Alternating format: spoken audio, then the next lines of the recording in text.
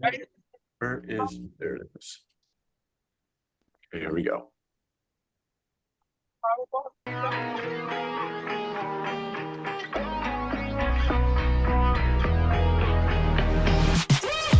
Always in a fight with my nightmares. Bodies in the room, but I'm not there. I should feel more, but I don't care. Gripping this knife, but I'm not scared. Karma coming at me, kamikaze. Falling on my focus, feeling foggy. Guessing all my demons just caught me. Calling for my conscience, stop me. Another round, it's a vicious cycle. It's a long way down, looking down from the tightrope. 5, 4, 3, 2, 1. One more drink till I'm done. I just wanna have fun. I'ma burn like the sun. 5, 4, 3, 2, 1. One last call and we're done. Now I'm back on the run. At least I'm not the only one.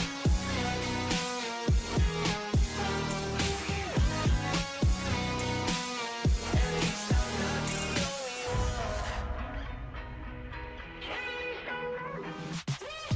Dealing with the damage when the dance. Pretending that I'm fine with my fake friends. Make another mess like it makes sense.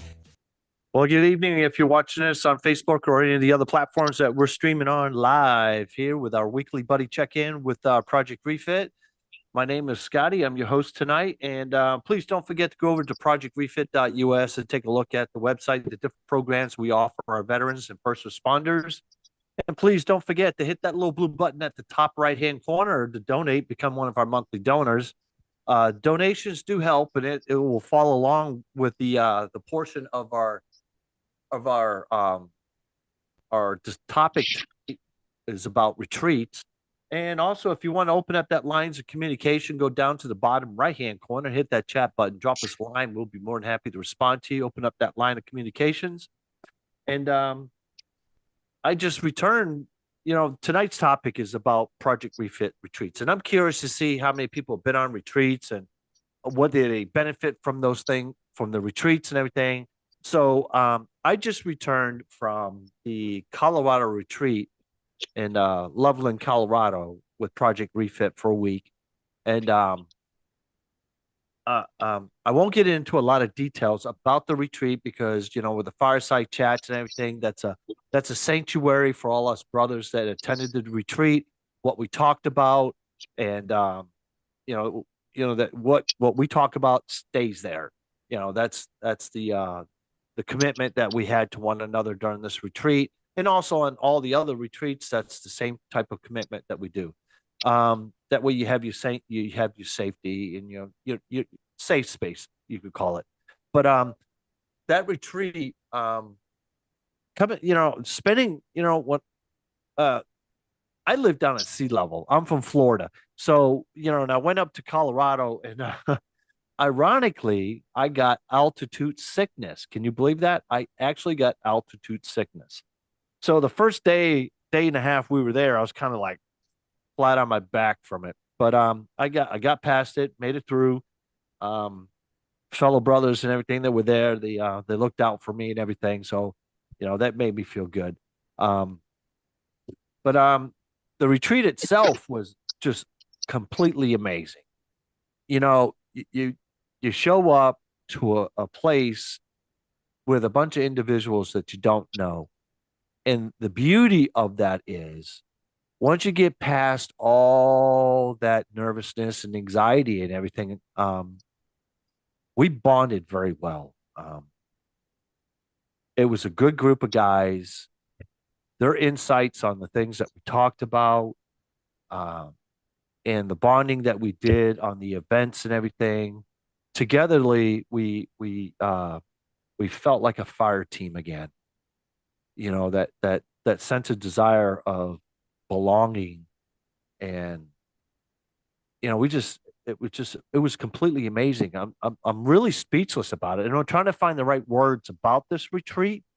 That all I can say is, if you're watching this on Facebook or you're watching this on Instagram or any of the other platforms that you're seeing this on, or if you come across this video, all I can do is encourage you, if you're a veteran, first responder, or family member, to sign up for the retreats.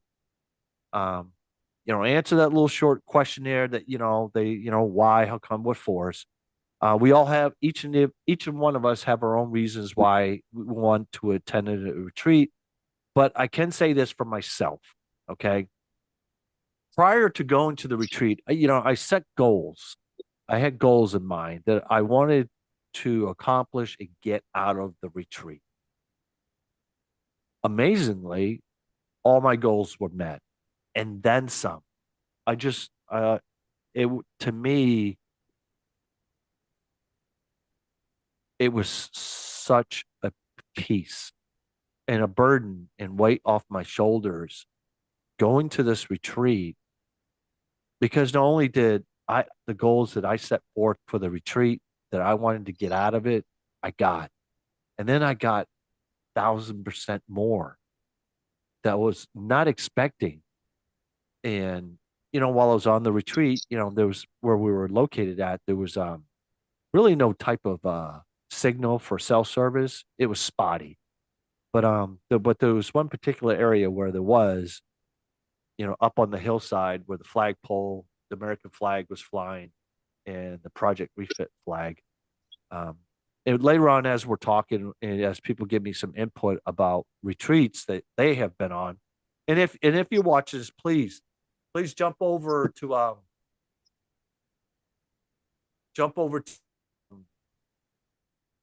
drop us a chat. Let us know if you would like to come in and join this Zoom call tonight with us. Please do. Um, Deanne, hello, I see you. Come on in and join us, Deanne. Come on, please. Melissa Ortiz, how you doing, girl? I see you. Um, but one thing I will say about the retreat that we just came back from. Um, about the goal, referring back to the goals that I had.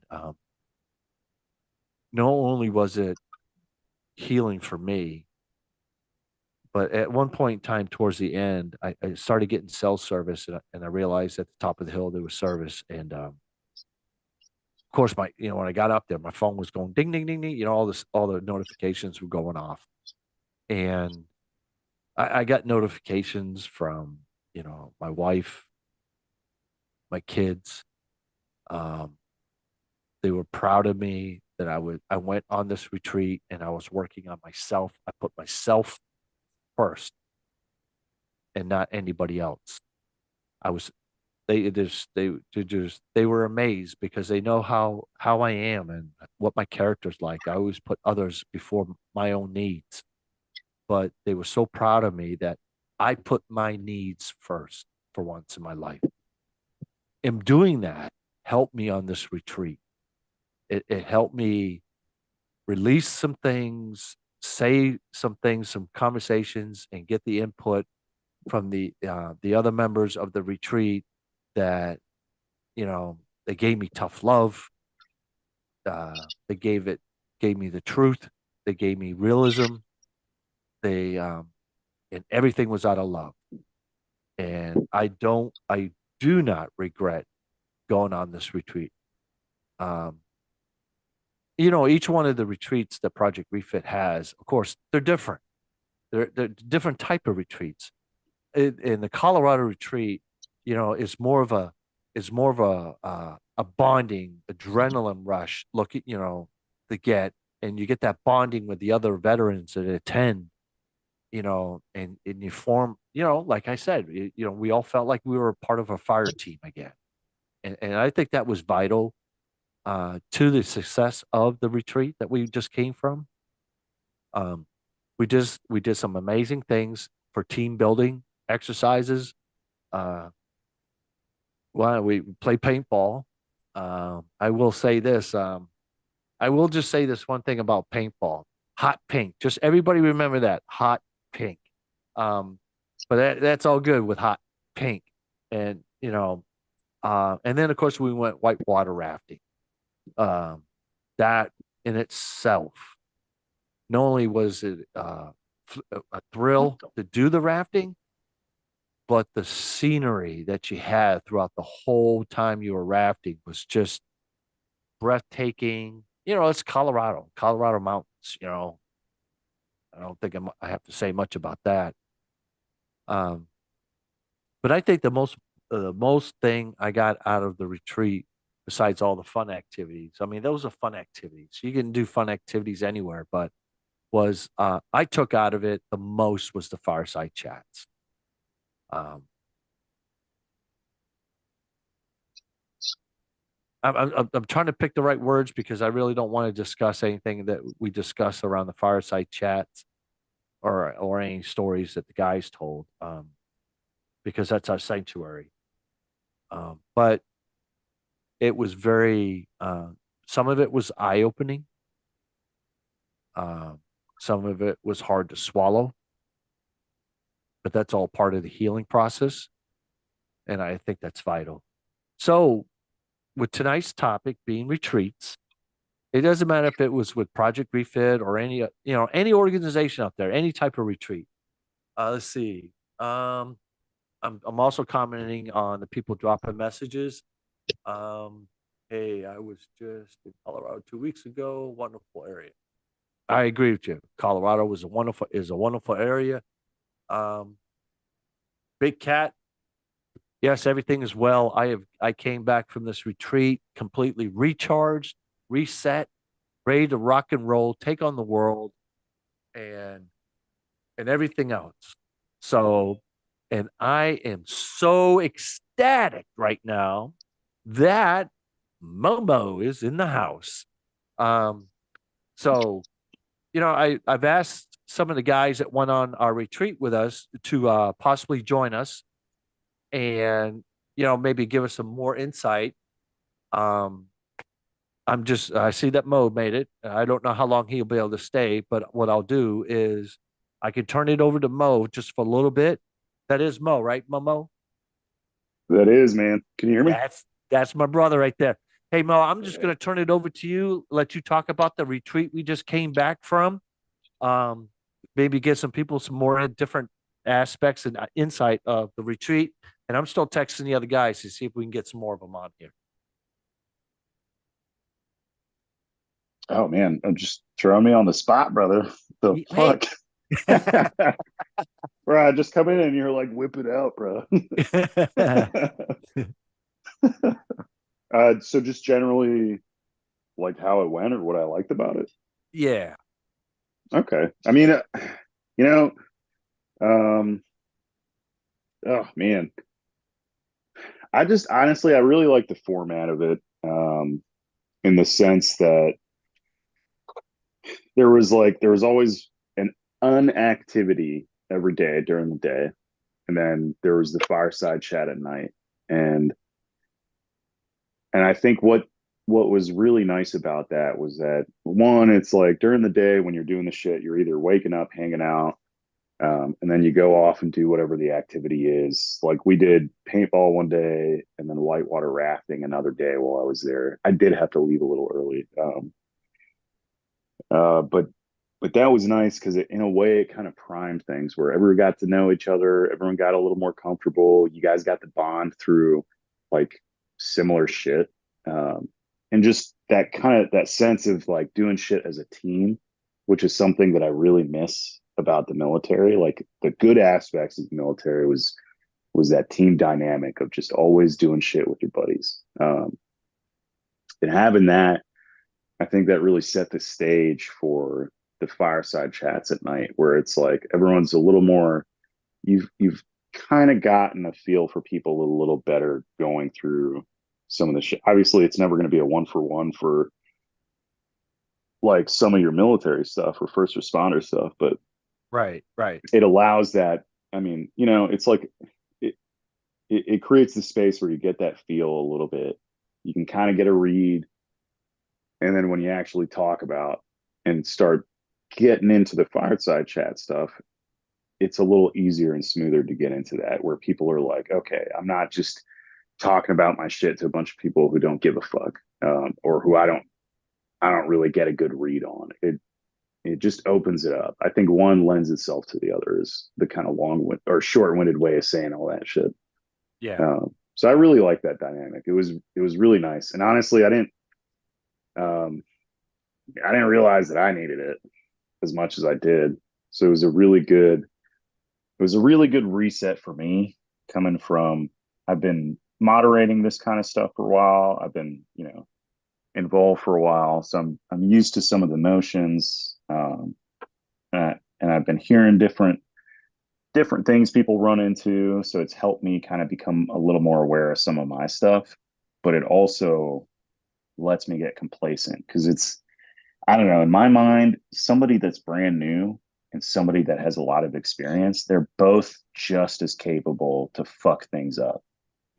One is because of inexperience, and then the other one is because of overconfidence with their experience, which kind of lends itself to not being able to adapt a lot of the times, in my opinion. So I think I kind of fell into the latter category and kind of got a little complacent on some of my shit. So it really was a good reset for me because of that. That was fucking awesome. That was good. And honestly, it was just good to see everybody, especially Brandon. I don't think he's in here, but like, man, that's my boy. We went through some shitty firefights together. It was awesome to see him there. Yeah. I wish Brandon would jump in here. I believe Kevin said he was going to try to. I just messaged him, so I don't know. I'm hoping that more participants from the retreat will jump in here and just kind of give a little insight on the retreat. And of course, it's like I told everybody in the beginning before you jumped on mode. Our fireside chats is our sanctuary. So yeah, I'm trying to avoid some of those conversations that we had at fireside chat. So, Hell yeah. but yeah, it was a good reset, recharge for me also. Like you said, man, I got a lot out of it, um, not only spiritually but a very emotional retreat for me. Because not only was it for healing for me, but also for my family. It was like I was explaining earlier that my wife and kids were all proud. Towards the end, my phone was going off a lot, and they were proud of that. I was putting myself first. You know, and my wife even cried on the phone with me. So It's good to hear, man. Honestly, I'm glad you bring that up because it's it's so hard to put yourself first with this fucking background, man. yeah, I think that's one of the biggest hurdles we got to get over generally. If I'm making a generalization in our communities, it's that yeah, shit, you know. So I'm glad you're able to do that. That's fucking awesome, man. yeah. It was hard for me, but it just validated my strength and fight to be able to put myself first for once, to you know really have set my goals forward to keep for my path of healing, having that support from my immediate family. It helped me. That helped me, to be honest with you. you know and it's funny that you say that Yeah. too, Mo, because they said the guys on the retreat said it was Scotty going up the hill, but it was a totally different Scotty coming down the hill. I guess they saw a difference in my demeanor, after my, I guess, Yeah, getting dude, you're a fucking grumpy ass bitch the first few days. well, And come then on, you I had started altitude chilling out, poisoning. bro. I know. I know, but you're so fucking grumpy. Yeah, that probably was a big part of it. But no, I mean that's a good point. You definitely like you seem more relaxed like the last couple days that I was there for. Yeah. Well, I got over that altitude poisoning too, so that hit me hard, brother. That hit me hard. Yo, I don't know if anyone is this live? Yes, it is. Yo, he was shitting his britches so bad.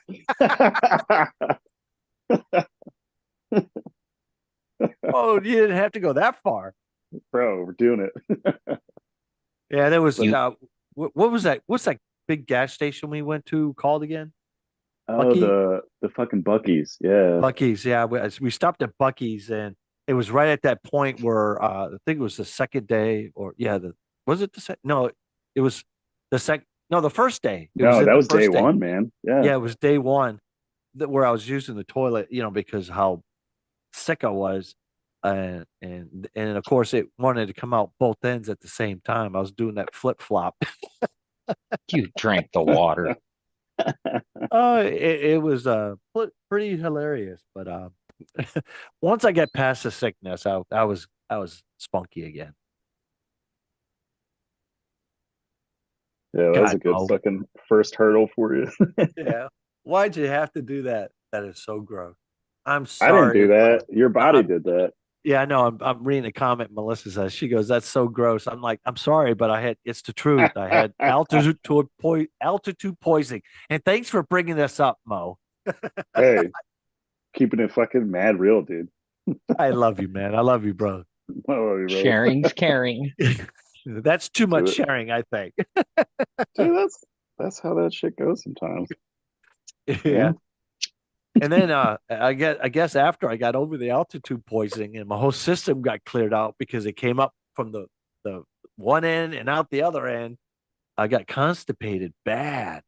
I was eating very little because I was so constipated. And then one of John at the Stillwater Ranch, he gave me some type of powder. I drank it. 30 minutes later, the dam opened up. I was done. I was clean as a bell afterward. Sometimes Oh, that's all you need. But you yeah. guys, man, while you were not able to eat, you and fucking Wade were cooking up a storm. That was awesome. Yeah. Yeah, so since you couldn't eat, I ate a lot for you, which, I, it's a and burden to bear. so You did know, Marcus. hell yeah. Marcus tore up that breakfast big time. Bro, that shit was good, man. Yeah, it was good, man. Flapjacks, bacon, ham, sausage, and eggs. Hell yeah. Dude, after all the shit we were doing too and sweating our asses off. Yeah. Yeah, it was the last though. Very cold. So, guys, any like Sean, Scott, come on, chime in here. I want to know. Let's talk about these retreats with Project Refit. If you've been on them, and if you've been on another retreat with another organization, spill it. Let's get the word out there to our viewers. Let them I know. was Hey, waiting for Mystery Mo to finally shut up. oh, Shots fired. Shots What's going fired. on, Mo? I was Is looking at that the pictures. possible? I thought that was you. Do I have a picture of? no You picture guys up, did a Mo. group photo, didn't you? Yes, we Oh, did. that picture. Yeah, that was me, Yeah, man. yeah. Yeah, the only thing we were missing was your fucking sexy beard. Dude. Yeah, I think I got a long way before I can go to a retreat like that. I still got some issues I got to work through. I had gone to one of the Poconos ones, Yeah, and spent one night. Um, some things started to affect me, and it just kind of went downhill. And I still haven't gotten past, especially when I'm around peers. yeah, When things happen, I can't. And I don't know. I don't know if I feel. I mean, I know a lot of it is embarrassment.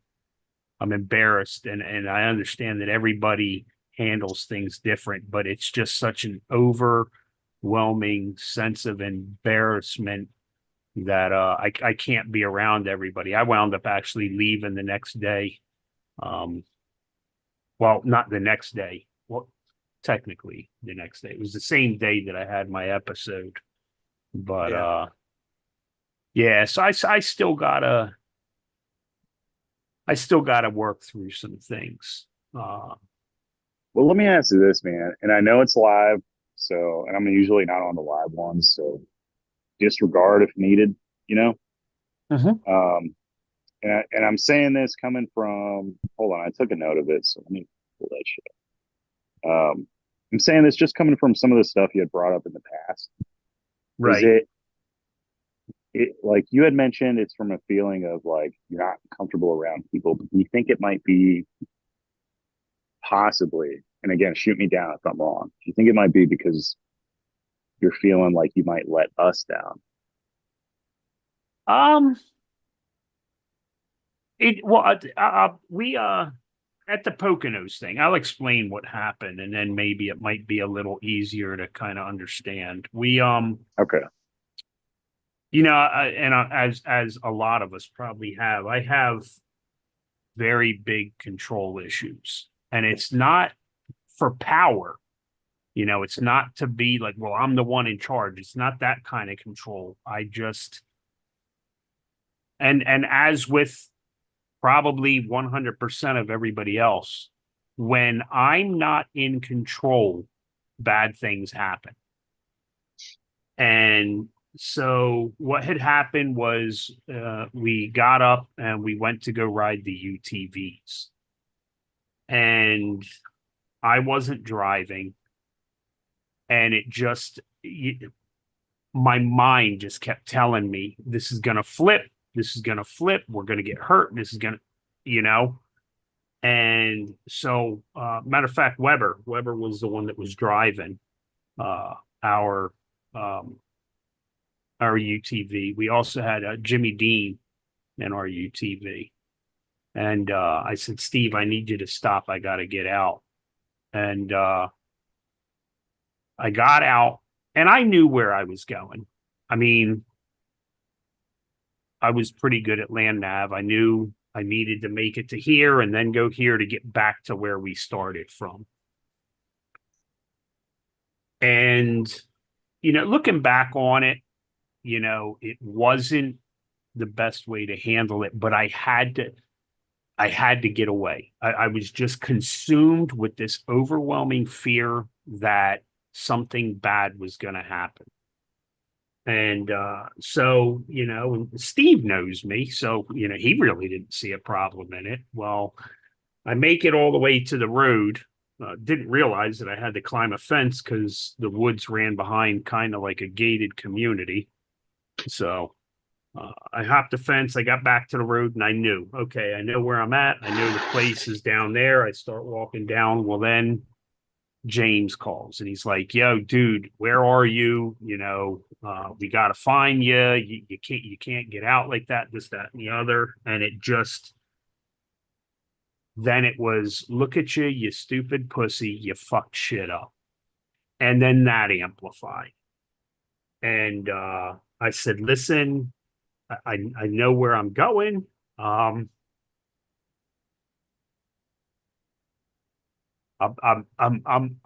okay. I don't, nobody come get me, please. Like, I was consumed.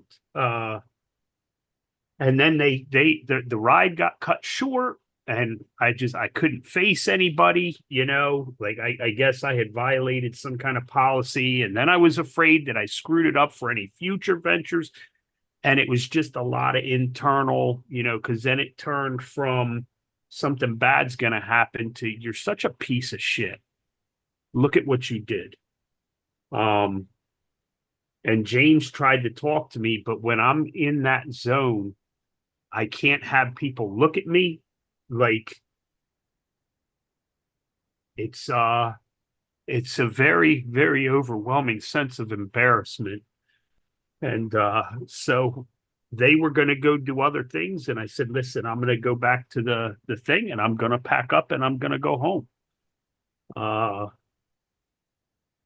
And it's not the first time that's happened. You know, I basically blew $200 some at the first reunion I was going to go to with guys that I served with in the Marines because I was turning my wife's car around in the driveway. The deck by the door sat like low. I didn't see it.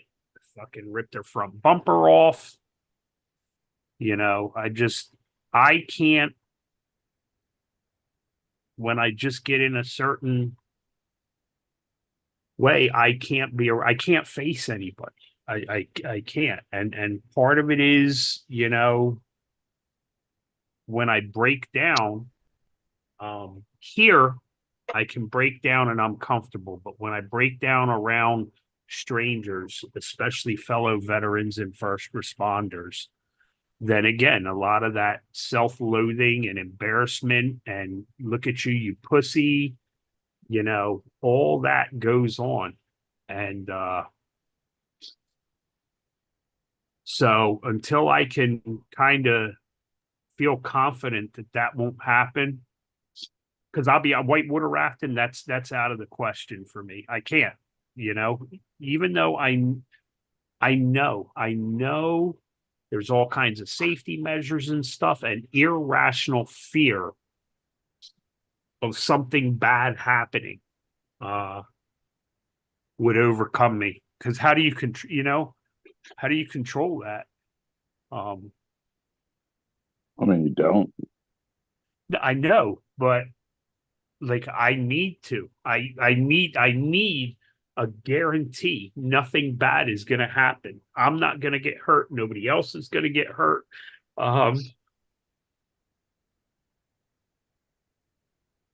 You know, Because in my mind, like I said, when I'm not in control, bad things happen.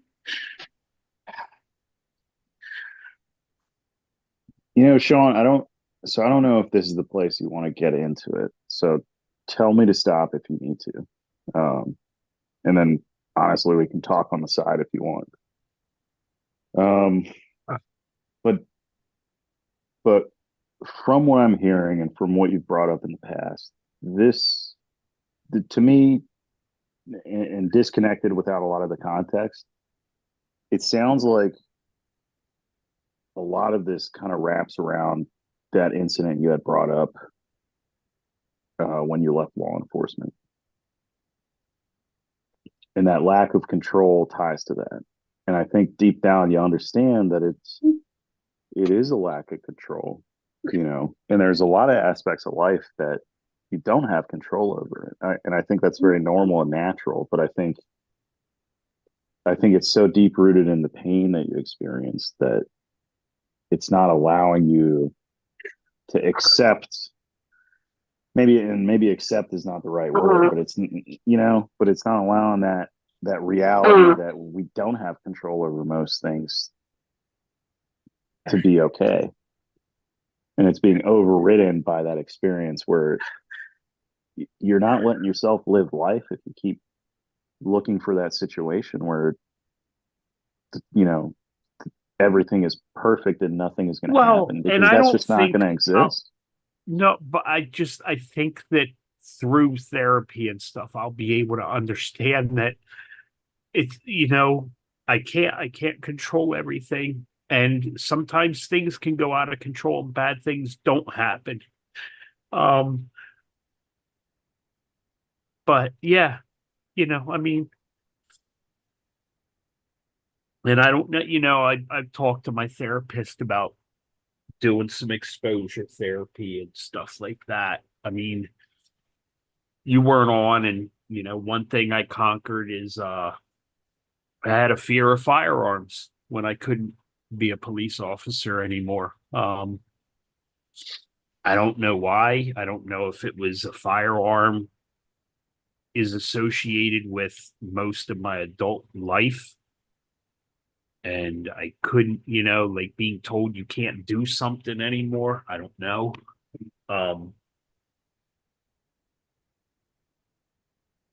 But I went and I visited a buddy from the Marines, and I pushed through, and because we went to a range, an indoor range, and I was able to get through that and fire. And a positive thing was that I still was damn good. Better than anybody that I was at the range with that day. Well, I hate to give a Marine a compliment, but you were in the Marine Corps.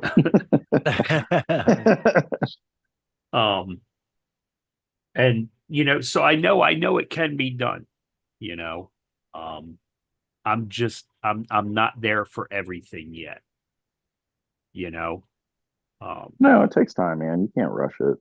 But I mean, but it's also, you can't be stagnant about it. No, I know, and I'm not. I mean, I go out. We went. We didn't really do much there in Texas, but I'm getting ready to next week. I was supposed to go to South Carolina at my brother-in-law's place for a bit, but there was a miscommunication. So we're gonna go to Tennessee for a few days, and then my Marine reunion is in Alabama. And oh, I'm sorry. That's gonna be hot. Yeah. With a side of muggy. I mean, I still it's I can't be in big groups. I can be in big groups outdoors. Like I can go to say a food truck festival or something like that. Yeah. If there's a way to get kind of away from everything fast, I can do it. Can't do concerts or amusement parks or I mean, and I hope that amusement parks aren't out of out of my realm for the rest of my life. Roller coasters I still don't do. I had issues of thinking that the roller coaster was going to go off the track before I got more sensitive to things. Now, yeah, I'm not I'm not even going to attempt to go on a roller coaster. And I think a lot of that is even, things that happened when I was younger, were also when I wasn't in control, bad things happened. But nothing was to the extreme of the incident that took me out of law enforcement. I mean, that was an extreme incident, you know. And I gotta say, I think, man, dude, if I'm being honest, like if I'm looking back, I remember after my deployments, I would have I wouldn't get a lot of nightmares, but the nightmares that I would get were, and it took me a long time to kind of connect the theme to it. But the overarching theme between all those kind of dreams and feelings and things that would kind of heighten my stress response was being in a situation where I can't do anything about it. So I think that feeling of not being able to react and something bad is going to happen and you're not going to be able to do anything about it. I think that's pretty normal for us because in this kind of line of work, whether it's military or first responder, like that's when shit really goes down and we see it repeatedly, you know. So and I remember one of the recurring things that I would have was like indirect fire, artillery. You can't fight that. You can't do shit about it. And that stuck with me for a while. It took me a long time again to connect the dots on that. So I think what you're saying is normal. I think it got magnified by that one event. Oh And I yeah, think, yeah, definitely. and I think the roots are like they branched out into so many different things, but they tie back to that. And that probably ties back to other things naturally. But I think that kind of tapped into a deep-seated root system and then grew from there. And so let me ask you this, because you brought it up and oh man, this thought is fleeting. I should have taken a note. Oh, the firearm stuff. Right. So you had mentioned the firearms over a long time. That was not something you were jiving with. And do you think that could have been just from the responsibility that a firearm comes with from your background? You know what I'm saying? I don't know if it was that or um when I had my breakdown, I was a new person. Not that I wanted to be new, but I was not. I mean, to be told, you can't do law enforcement anymore. And like I said, most of my adult life, was, you know, between military and law enforcement. And, yes, a uniform is a common thing, but they're different uniforms. The more common thing was firearms. And I don't know if I associated firearms just with the bad things, or what. Like it was, I mean, I never had a problem watching war movies. And I tried to watch I think it was called The Covenant, the one movie where they got the Iraqi interpreter with them. And the more it got into our guys getting killed, like I couldn't watch it anymore. And I just think, because, and I think you said it, in both of those career fields, especially law enforcement, I've seen so much death and just disgusting things, and honestly, evil. I've seen evil. And I think I just wanted to disassociate with any of that stuff, So, yeah, I don't know. I told my therapist I'd like to delve more into the incident with my buddy, but I think I was explaining it on here before. And I'm sure there's other people that experience it. When you think you're gonna have to be there again, everything about it was so bad you don't want to be. It's an overwhelming sense of fear. And the best way I could describe it is a darkness, but not like an evil darkness, just an overwhelming, heavy,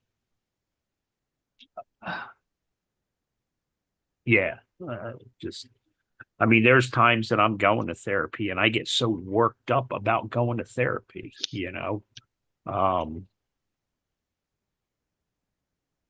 I just need to learn to be able to put the brakes on a lot of the time when things are. I describe a lot of the times when I go into these episodes that my brain is like a merry-go-round, but for whatever reason, the merry-go-round speeds up and it doesn't stop. So there's nobody else is getting on and nobody's getting off. And I've learned to be more mindful in everything, which has helped, But I hate when you're on here, Mo, because you listen, this freaking relationship here, Mo. Yeah. Every time you're on, you're like, let me be honest. Mo gets deep. Mo gets real deep. He does. But I appreciate it because sometimes we don't bring ourselves to think about these things, and that is the good thing about Refit and these Zooms is, other people who've experienced similar things, but maybe are able to look at things in a different light or from a different perspective, are able to say, just hold on. I understand this is the way you're thinking about it, but you ever think about it this way? And it's good. I mean, listen, I'm never going to have all the answers. I'm just offering you my thoughts. What? I thought that's why you were here. The fuck? All right, I'm leaving. Mo don't have all the answers. I need to heal too. So I was I think I had mentioned this during one of the fireside chats this past week, but I'll mention it here again. It's that, like, dude, if I'm on a boat and I see that you fell over in the water and you're drowning, and then I see some fucking sharks coming at you and I yell at you and I'm like, fucking sharks, bro. You're not going to see that shit because you're fucking busy drowning, Right. Like, that's a pretty normal thing. Like, and I think that's the benefit of having this kind of peer support in this buddy system is that one, you're getting a perspective from somebody that's outside in. So they have the luxury of not being overwhelmed with what you're going through, because it is overwhelming. And then two, like, for that to work, honestly, you need some motherfuckers that are willing to just tell you shit that comes to their mind. Right. You kind of need both. And that's all this is. It's like, bro, I'm telling you things that I'm seeing from my very luxurious, not in your shoes perspective. And you do the same for me when I'm going through something and I need a fucking perspective that's different from my very limited tunnel vision view, you know? Right. Get a step ladder. Yeah, it's a big part of this, man. That's why the shit works. It worked in the military. It worked in, any service job is you look out for each other, you get tight with your buddies and you call them out on their bullshit, and you might not be right, but it gives them something to think about, you know? Yeah, I mean, That's- 95% of the time, though, I think you're right. And even though we may not admit it because we're still stuck in our thought process, or, it's that whole alpha, I'm king, nothing can, I'm going to, Yeah. So detrimental. I mean, it's great for the mission that when you have to like fuck shit up and get serious, but it's so unhealthy for everything else. yeah, yeah.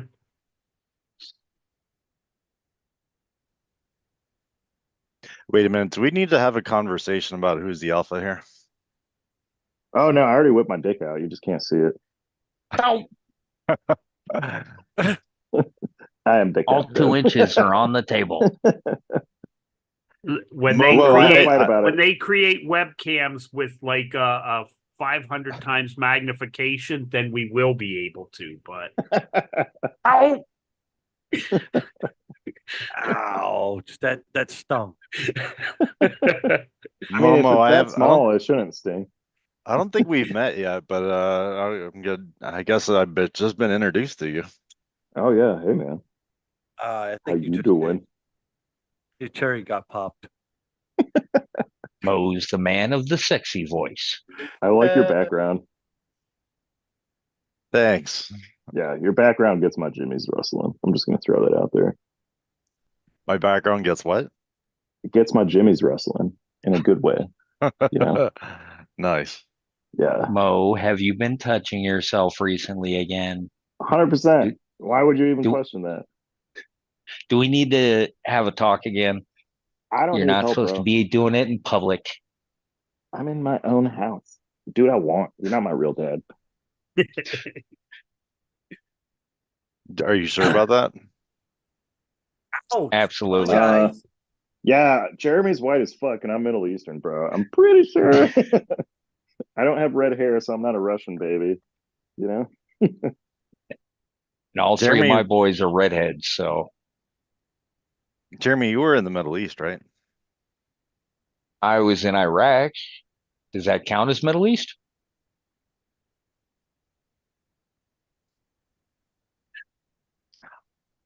We're just gonna Is say everybody not just anymore. I'm just gonna let you sweat that one. I was gonna say, did anybody hear that pin drop yet? I was in Kuwait and Iraq. I was just there with 101st, so we didn't exactly intercommunicate like we were anywhere other than in the field. I'll be right back.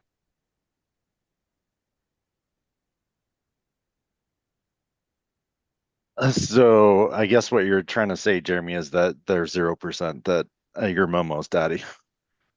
0%. Okay, good to know. Now, Mo, I do question the retreat you guys just did. It looked like in the photo, Scotty was taller than you. That's because he is, man. I'm short, dude. I'm a small target. He can get shot first all day, bro. Mo is shorter than you think, Jeremy. Yeah. Well, All I have is a big personality. That's all I've got going for me. I remember You got- when he came to a fireside chat, and I was like, "You're shorter than I thought you were." But not in spirit, baby. I will bite your dick off. Hey, you're still not shorter than me. That's because you're in a wheelchair, bro. That doesn't count. How tall are you actually? Well, since I've been stuck in the wheelchair since, for a long ass time now, I don't really know. I know I've gone through spinal shrinkage, Well, how tall were you before you were in a wheelchair? 5'8". So that's a whole ass inch taller than me. An inch? Yeah, man. So So unless you you would have been lost right two there. inches, You would have been right there with me I because would have been an inch you below you you. no, you wouldn't because looking at I've seen your hair, sir. Yeah, but that doesn't count. It does because I stayed bald while I was in. It Do you was the have hair cheapest now? haircut.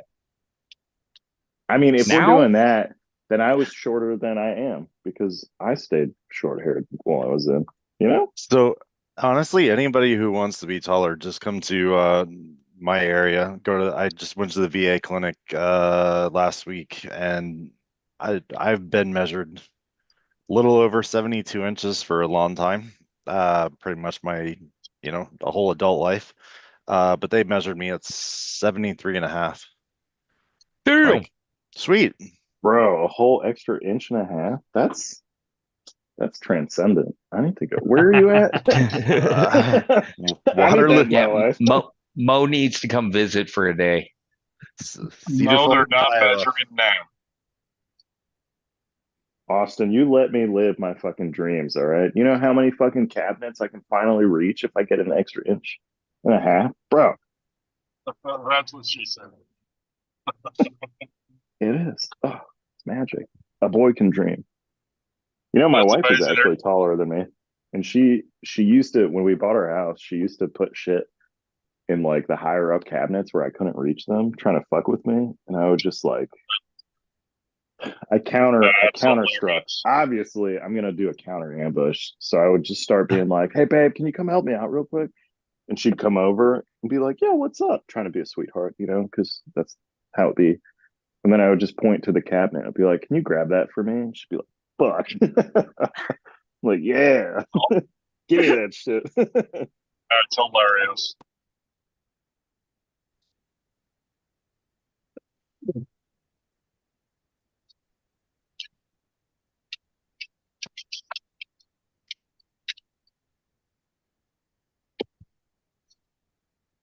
Well, I'm trying to get some of the other guys on here, Mo, but no one's answering me. It's all good. It's late, man. I'm only hopping on for a little bit because I got to get up early and then drive off into the sunrise.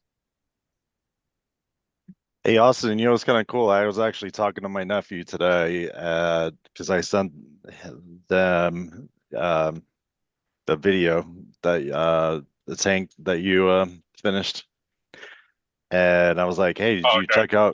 did you check out my friend Austin?" He's like, "Oh yeah, actually, I was actually on my feed, and then you sent it to me like right after that." I was like, "Really?" So I guess you're getting some visibility even without the veteran community. God, I hope so. I just got done showing the guys the combat vet riders MC the Vietnam tank, and uh, it's still weird to me hearing people talk about my work.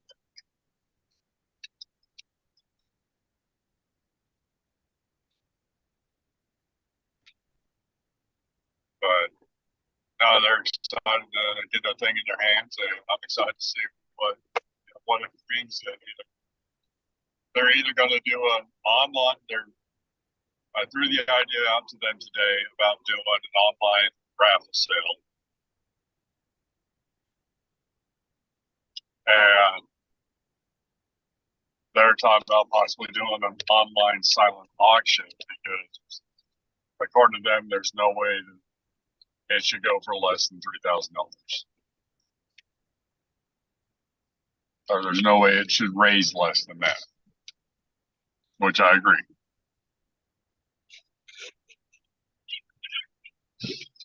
Austin, you have a website? Yep. And as soon as I have the extra money to get one made, I'm going to. I want to start doing. Everybody's seen Decent Sellers, right? Or on TV would have been Decent Brothers. So what? Rednecks from Diesel Utah that Brothers. jack up. Yeah, I Rednecks know. from Utah that jack up trucks and raffle them off. Did you say Diesel Brothers or Diesel? Diesel, Diesel. as in Is the that the- fuel, Is that the proper Not- way? not diesel. Don't tell me how to live my life, Austin. But the way they do it's beautiful. They don't sell raffle tickets for any of their giveaways. It's all merchandise purchases. So you spend, I think, $5. with them every $5 and you get a raffle. And so I'm going to start having. I'm going to start off with stickers, with my brand on there. I'm going to have a limited run of t-shirts done, as well as hats. And I'm going to do it just like that, $10 tickets. So for every $10 you spend, you get X amount of tickets. And the first thing I'm going to raffle off is like that Virgin Mary hanging panel I have. And I'm going to try and raffle off other shit. But this way I can get around the gaming commission, because I'm not doing a raffle for profit. I'm selling merchandise. This is a byproduct of it.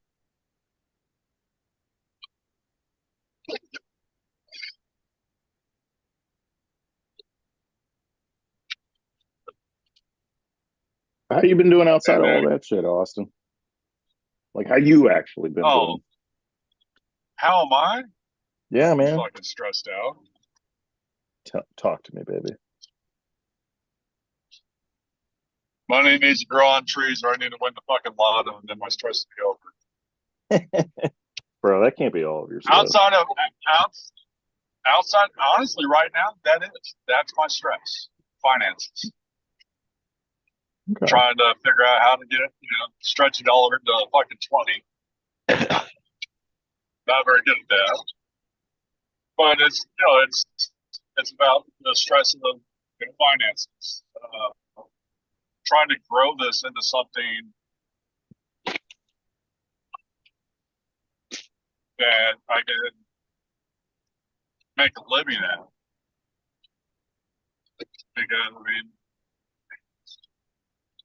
get everything, trying to get everything lined up so I can go to SEMA and just continue to grow my name. I don't give a fuck about the big paydays or the. I'd love to be someone that people talk about they want to sponsor or for a sponsorship deal, like big companies like Ace or Dremel.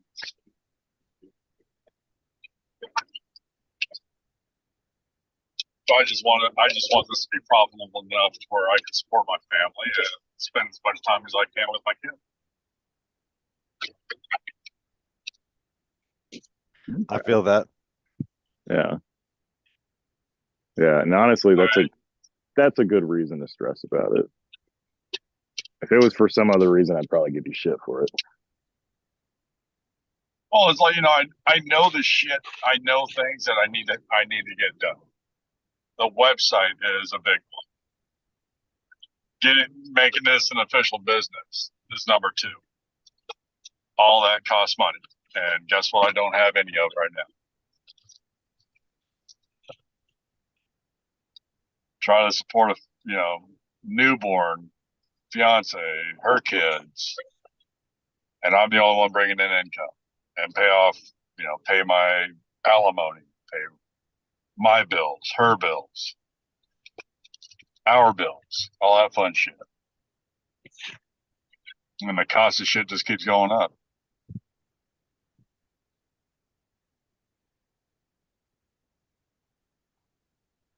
Yeah, that's true. I'm pretty financially idiotic, so I don't I'm a financial fucking retard. Yeah, I'm right Sorry, there. You. I know that's a trigger word for some people. I can't use the word retard. But I mean, it's No, I'm picking up what you're putting down, though. It's, I mean, you know, I think where I got I spoiled. did not think at 48 I would be in this much of a financial struggle as I am right now. But at the same time, I know I was going to be because like fucking went through a divorce last year, had a child last year. Yeah.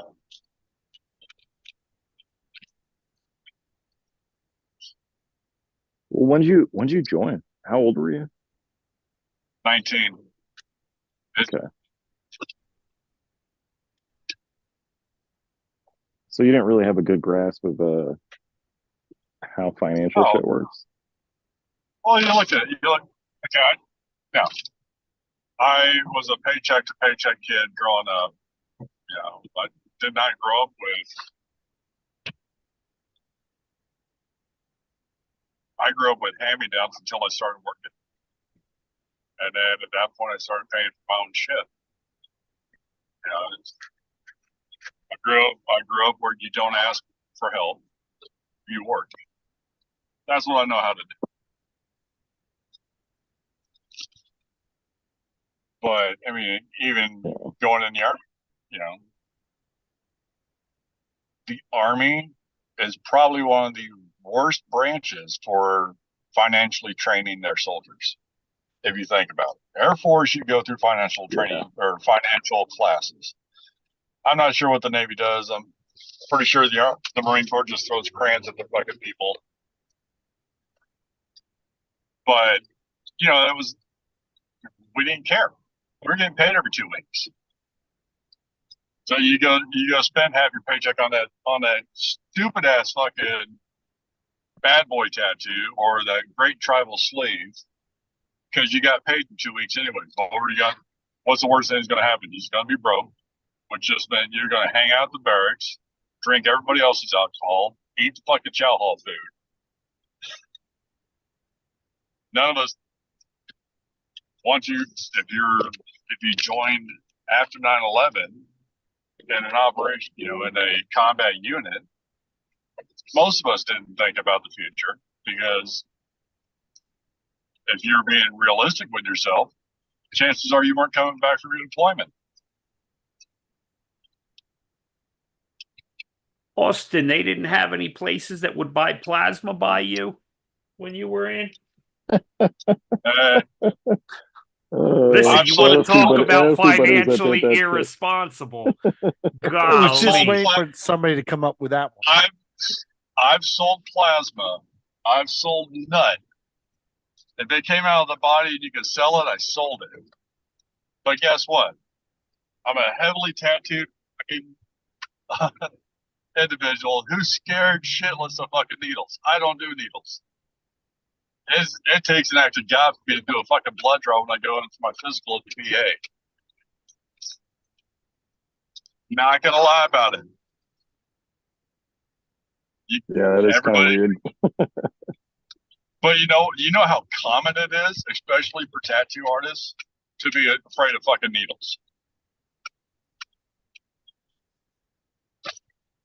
Wow. That's like one of the most common things amongst tattoo artists. It's like fucking people in the Navy that don't know how to swim. You know how prominent that is?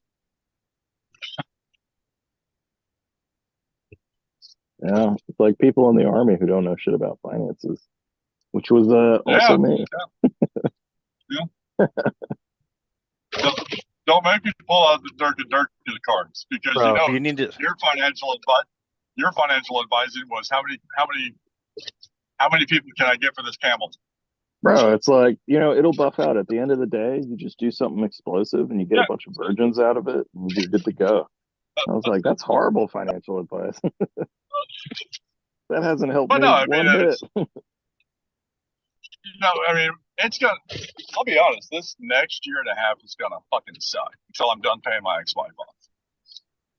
But fuck, my day is pretty much going to be, I go to the gym for 2 hours, go work for 6 to 8 hours.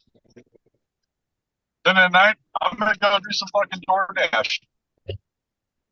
Started doing that this weekend. put in about 5 hours of work, made $100. Okay.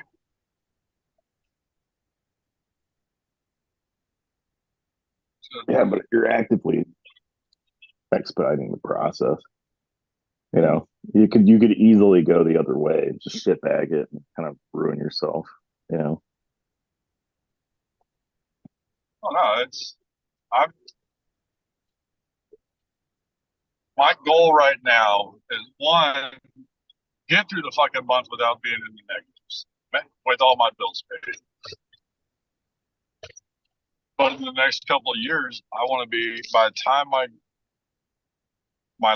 my girlfriend's last kid, besides our baby, is out of school, which is in 3 years, I want to buy a house.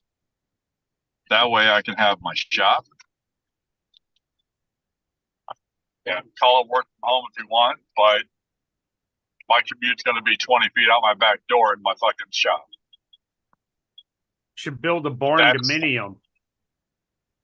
Fuck, I'm not, no, What's I that? want, all right, so it's along the same lines as like container fucking houses and tiny houses and all that shit. Barn dominiums? To me, they're along the same lines, but the basics of them is you build it, it's a pole building where you have either, I've seen them where they have bays with lifts for cars to, you literally have a barn on one side of your house and a house on the other side of your house. If you got the money to do them, I mean, the motherfuckers are not cheap. They're cheaper than a regular house. Well, shit, so's a cardboard box, but I'm not going to live in that. But I'm hoping in the next couple of years the housing market's going to settle down and get back to being a reasonable cost. Doubtful, but I'll be in a better spot then to find that place just on the outside of town, just a little bit out in the country where it's quiet. I have everything I need. I got my fire. I'll have my fire pit, so I can go. At the end of the day, I can go throw a couple logs in there, spark them up, and have a nice, relaxing night. Enjoy a couple beers, unwind. Austin, what I appreciate about you, and you were like this when I knew you in the Army for that brief time, and you're like this now, is that yes, you are a fucking stubborn bitch, and it's sometimes annoying as shit because of how fucking stubborn you are, but you're also stubborn and you're not going to stop. Like, you're going to keep pushing forward till you find a way. Oh. And that's fucking badass, man. Like, when you're using that energy in the right way to build a better you and build some good shit for your family, like, fucking hats off, man. Cause that's a lot. That's a lot with everything you've been through, just all the experiences you've had, and you're still fucking chugging along and not stopping. Like, that's fucking badass, man. But But again, you are a stubborn bitch. I just want to make that clear. I am. Going back to when me and you were in the unit. Well, we were, oh, hey, I have no fucking clue who you are. What's up, all you dickheads at the smoke shack? Enjoying ourselves watching extra duty fucking vacuum grass. I can honestly say, as of today, the way I look at how I was back then, I'm angered to say it because I let myself get that far. But I was probably one of the most toxic people in the fucking unit because all I dealt with was, the last year I was in, I was kicking everyone the fuck out.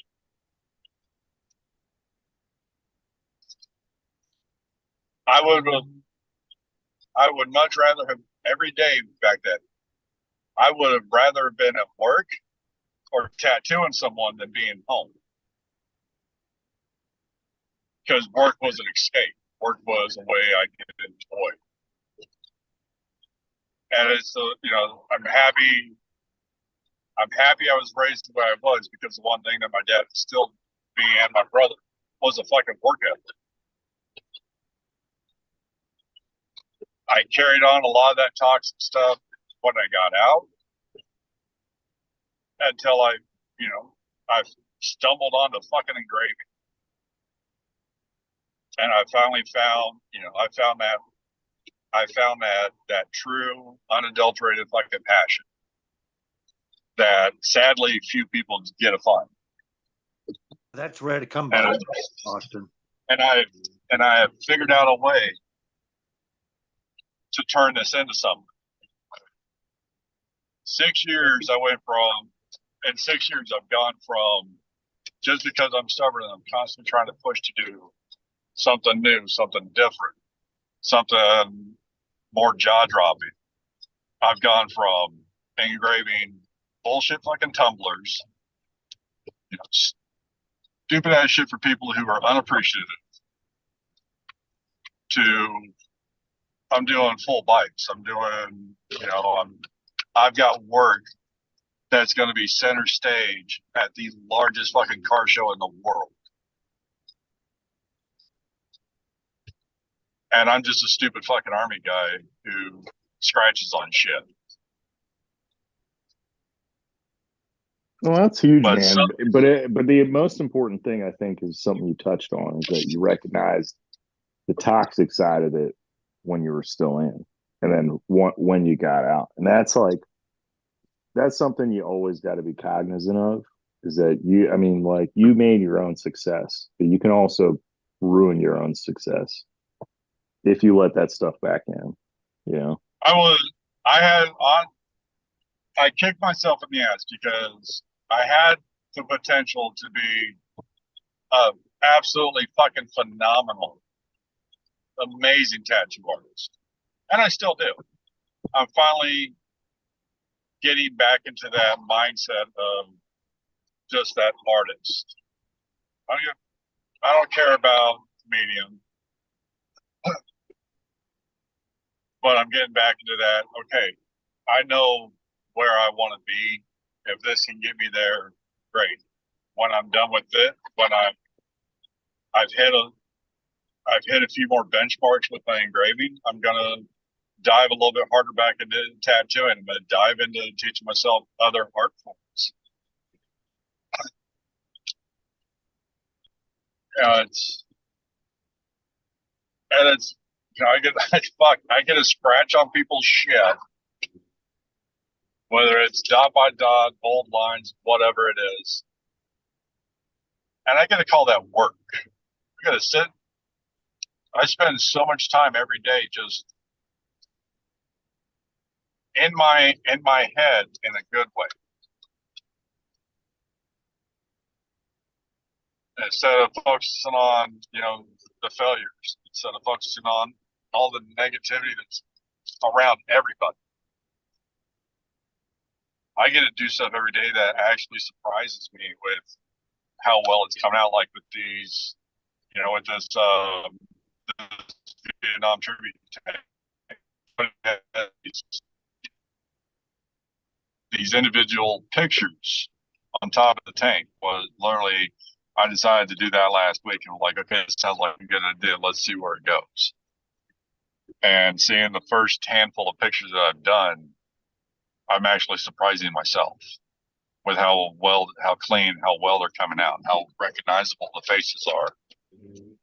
I don't want them to be perfect recreations of these pictures. I want a Vietnam vet to look at these pictures and be like, question, is that a picture of me? Or is this a picture of someone I knew?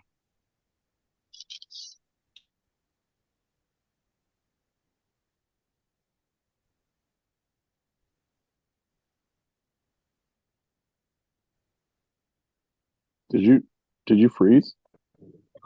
I think he did. No. Yeah, Oh, okay. there he goes. Don't I pay wasn't sure. attention to the road, people. No, responsible driving while you're zooming. Your screen froze, and I was like, "Are you done talking, or did shit fucking I just- Skynet wake up?" I was physically sitting still on my bed. And yes, Mo, if you think about the camera angle that you're at right now, guess where my phone's at? That's just for you. Oh man, you don't know what that does to me. I needed that. Thank you. You're welcome. Thank you for your service. If you're closer, I'd stroke your beard and rub your ass. Oh man, takes me back to my goat days. I love it. Yeah, we got people commenting on the stream saying, "Watch the road, watch the road."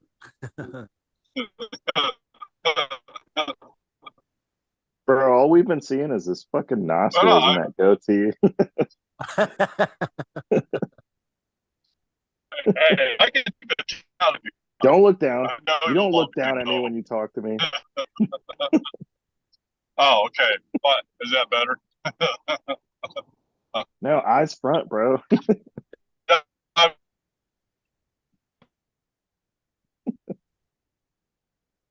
There he goes again. He froze. Yeah, you froze. All right. Well, I'm gonna hop off. I gotta get up early. Austin, Mo. I'm gonna be peacing out. It was good hearing from you, brother. It's good seeing all y'all. Sean, oh, you sexy bitch. I just want to stroke your beard. Other Sean, I love your background. I still do. Boners in my pants. You don't want to stroke me, Mo? I feel cheap now. No, listen. That's for a more private moment. Okay. I'm reliving my glory days. All right. Friday then. Thank you. Thank you for respecting that. That's a Friday chat. Consent Mo, is important. Okay. I appreciate you jumping on, Mo, and Hell thank yeah. you very much, man, for giving us some insight how that retreat went for you last week. So, Mo, with Yeah, that man. being said, I love you, brother, and I hope to see you on another retreat. Hell yeah. It's always good to see you, brother. I love you, man. It was good seeing you last week. That was awesome. Yes, it was. It was awesome. All right. Jeremy, you beautiful bitch. I will bite your dick off if you try to fucking tell me that you're shorter than me. I will run you over, motherfucker. Bring it Fucking on. do it. Tempt me with a good time. Hair on your Hey, fucking I'll break ass, out the bro. action track chair and run your ass over with a tank. No, stop. Don't.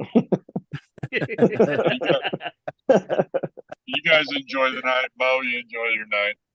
Hell yeah. Austin, thank you for joining us too, Mo. I'll see you soon, hopefully, brother. All right. See you guys.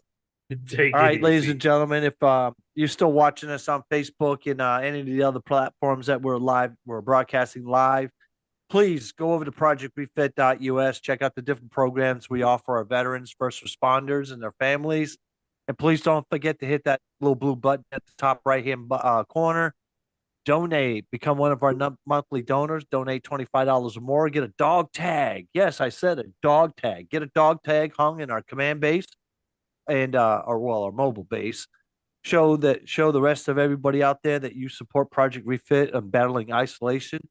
And also, if you want to open up that line of communication, please hit that little blue button down at the bottom right-hand corner. This is chat with us. We'll be more than happy to answer any questions you got. And maybe, give us some ideas. We're always here to improve ourselves. That's what we're here for, to help improve everybody, fellow veterans and first responders. Tonight's topic is retreats. I want to hear from everybody that's ever been on a retreat. Let's get deep on this. Let's hear what you got out of the retreat. Did you set goals before the retreat? Did it meet those goals? Did you get anything more than the goals that you set for the retreat? As I was saying early in the beginning of this Zoom call, I set goals for my retreat, and all my goals were met, and then I got some more than unexpected goals for me.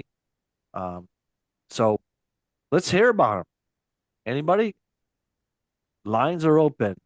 Drop us a line on any of the platforms that we're live on right now with Project Refit on Weekly Buddy Check-In. John, come on, buddy. I know you've been on a few retreats. Bird Dog. Can you hear me? Yeah, we can hear you. Okay. Talk to us, baby. Talk to us. Yeah, I mean the retreats have been amazing. The I've only been on. I went to the one up in the Poconos where we did the survival and healing retreat.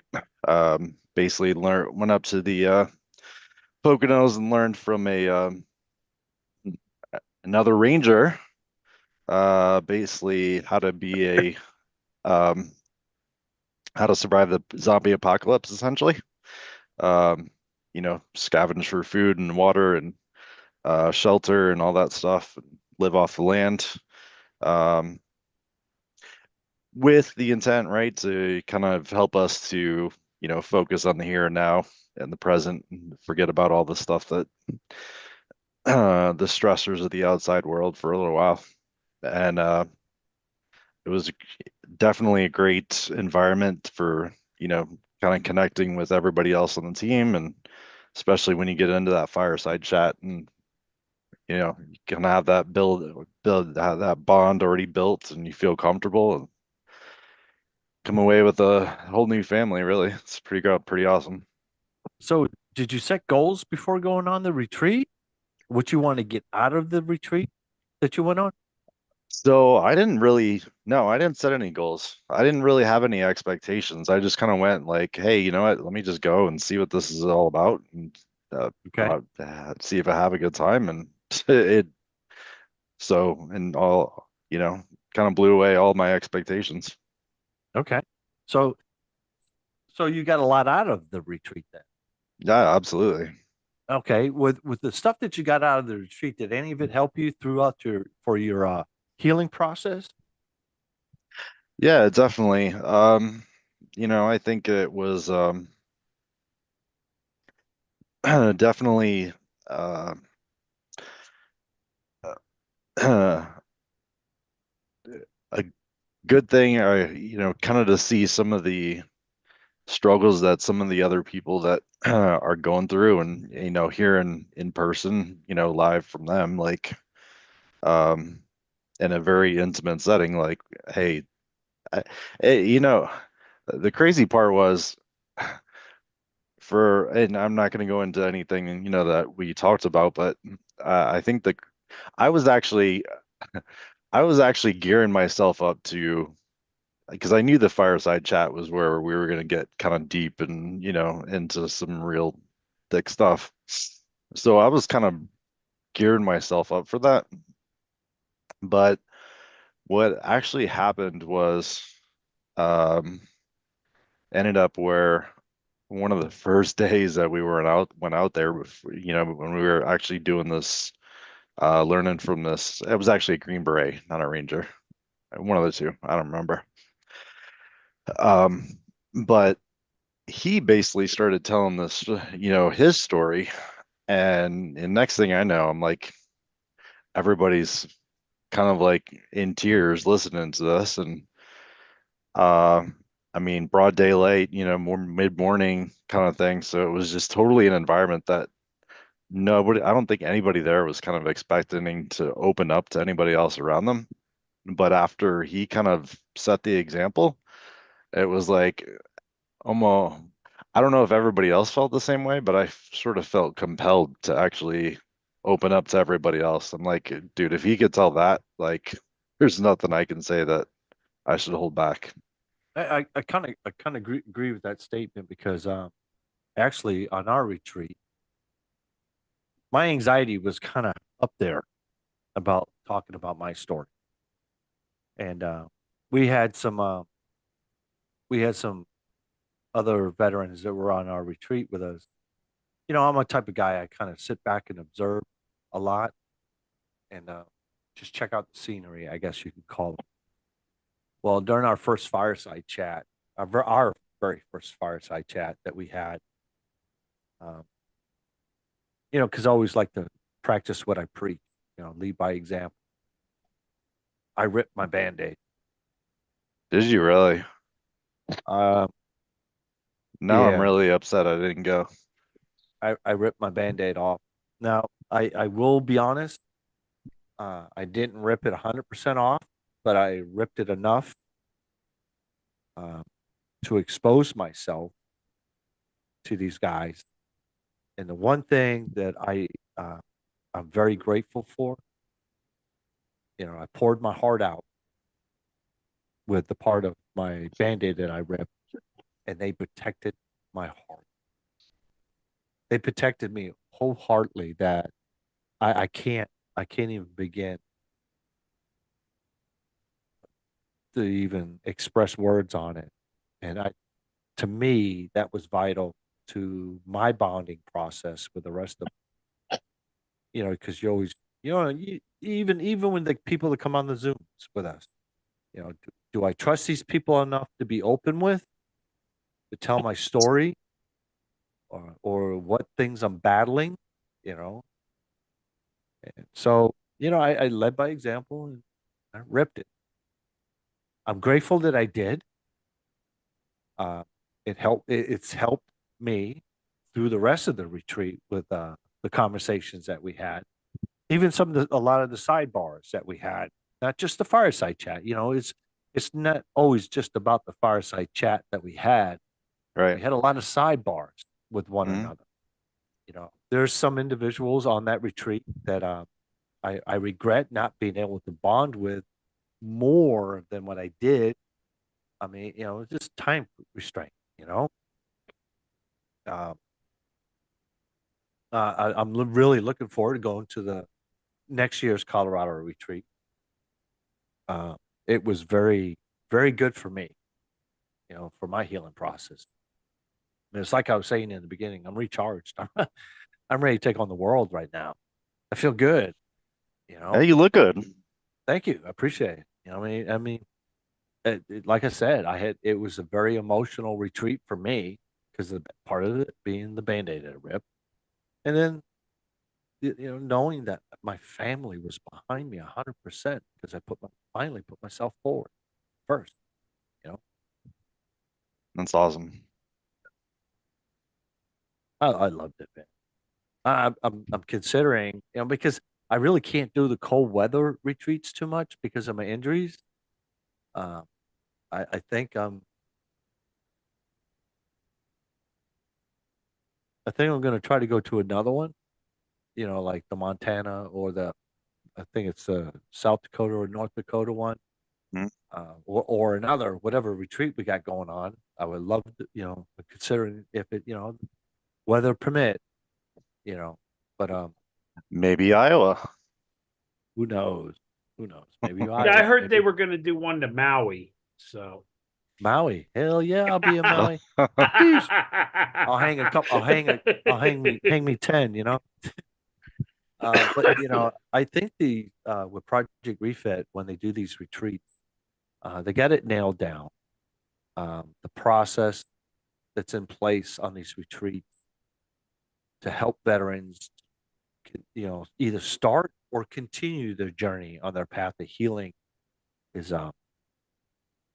Dan and then James, and they got it locked down tight. They have the right concept. I mean, it works. Um, and the nice thing about it is, I did get a commitment on this retreat. We just went to in Colorado. Next year's retreat in Colorado, um, if we're still going, if we plan on using Colorado next year, I got a commitment from another nonprofit organization individual that will attend our retreat to help us veterans or first responders in their path of healing. Maybe some words of wisdom. Who knows? Everything is as long as you go into these retreats with an open mind, and be willing to hear, maybe learn something. I did.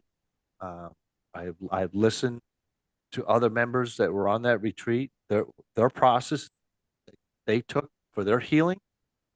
You know, say, hey, the light bulb did come on a couple times because somebody said something to me. It's like, something, I've never tried that.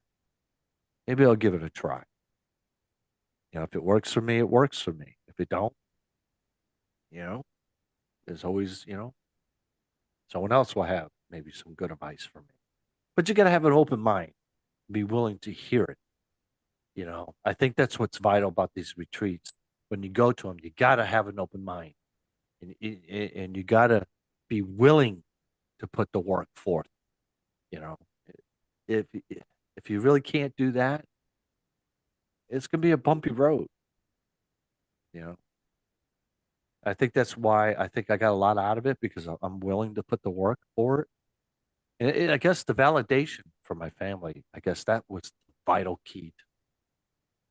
You know, was very vital key for my success, for my path to healing, because of knowing that my family was proud of me, that I'm willing to work on myself to be able to change myself, change my behaviors, or change my interaction with them on how I do it, consciously or subconsciously. The better our relationship. You know, I think that's what gave me that extra strength, push. Call it what you want. Got that kick in the ass. You know, keep fighting, Sergeant. Keep driving on, Ranger. You know, uh, I'm starting to get teary eyed just thinking about it because how emotional it was for me. So that was important to hear it from my wife, to hear it from the kids that text me and said, "Dad, you're on a retreat. How you doing? I'm so proud of you." You know, Wow, that's awesome. so I got a lot out of this retreat. I mean, it was different from the Poconos retreat that we went on, Sean. Right. The last Pocono. I mean, it was totally different. And then I believe each retreat is different and it's designed to be different. And I think that's also another vital thing that James and Dan got locked down. Each retreat is different, different healing processes and steps that it just, Sean, I wish I hope you get to a point where you can attend these retreats with us, and not be triggered. I was triggered during this retreat too, brother. I feel you. I understand. I was triggered. I shed a lot of tears during the conversations that we had because, and understanding where some of these other guys were coming from, it touched me. Bond that we just it was unfreaking believable, guys. The bond that we built. And our theme for our retreat is the lollipop game. What is with I was gonna ask, what is the lollipop thing? Okay, I when it comes to that, I will discuss it with the rest of the members that went on the retreat. If it's okay if I explain what our theme was for this. Okay, so Okay. but I believe that that will be a discussion we'll have on a Friday night Zoom and not on a Monday night that's live. Mo already let some of it out, the cat out of the bag on some of the stuff, with me being how grumpy bitch I was the first 2 days because I couldn't believe I had altitude poisoning. I couldn't. I've been through different elevations so quick and fast and furious. I guess it's because of my age, maybe. Yeah, but You know, when you went through those elevations, were you in an aircraft? no, no. That's why I was like, and at first they're all saying, "Hey, Scotty, I think you got altitude poisoning." I'm like, "Ain't no freaking way. There's no I freaking way never I got even altitude." heard of that before. Neither did I really, to believe it or not. All my years of my life, I might have heard about it, but like with people that climb Mount Everest, altitude poisoning is a real thing. I even Googled it. So, so here I'm thinking, I'm not as high as Mount Everest. How am I getting altitude poisoning? Because I was fine. I was perfectly fine all the way up until the time we stopped to eat lunch. Once I got sat down, ate lunch, we got done. We met another stop after lunch, and then all of a sudden, I was outside with Mo. Me and Mo were sitting outside talking, and I was like, I don't feel so good. It just like all of a sudden hit me. All I wanted to do was lay down in the back of the van, and I was like, we got to make a decision, guys. Because we were trying to get the everything set up and everything, and I'm like, here I'm thinking, come on, let's get this done. All I want to do is lay down because I felt so nauseous. And when I stood up, I was all lightheaded. Had sweating, and not because of how hot it was there. I mean, they were like heat flashes I was getting. Then finally, once we stopped at that gas station, I was like, I got to use the bathroom. So they rushed to the Bucky's gas station and everything. Yes. And um, so I went in to use the bathroom. I think a couple customers and they were like, "Are you okay in there?" Knocking on my door. I mean, Mm. it was bad, guys. I mean, I was doomed.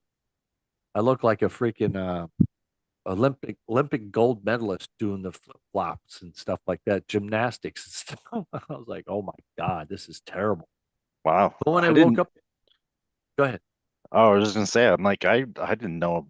I mean, I've seen a lot of Evero shows, so I know altitude poisoning or whatever, but I didn't think you could get it like at that They, elevation. well, they said it's because I'm at sea level right now. Oh I yeah, that's Yeah, I true. live in Florida, so I'm at sea level.